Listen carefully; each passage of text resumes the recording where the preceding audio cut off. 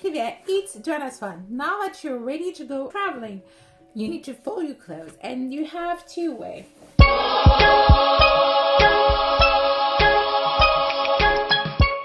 So, if you have a pair of jeans and you fold it like this, you know, and you keep adding your clothes, what's going to happen is that when you're going to look for your clothes, you're going to end up doing this, and it's going to be very messy. So my suggestion is when you're folding, you use it this way. So all your clothes, jeans and t-shirts, you know, you can fold it that way.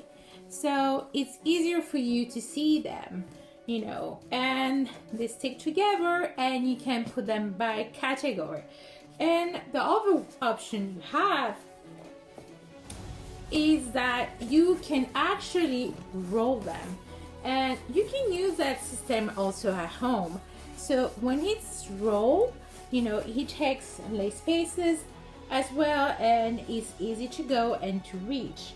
But I have another things for you. What I usually do is that I use my tissue bags and I put them in the bag so I know what is it. So it could be one category for example, for jeans, or it could be your outfit. So, and then you can close it and you put it here.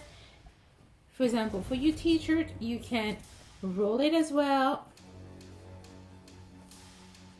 And you put it in another bag. And you close it. And you're good to go. So, you know, this bag will only have t-shirts. This bag will only have jeans. And this one can have your socks or your underwear, pretty much.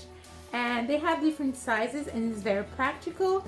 And then you just have to close your luggage, and you're good to go. You're saving a lot of time, because if you follow my advice by just having everything ready except your clothes and shoes, you just have to fold your clothes,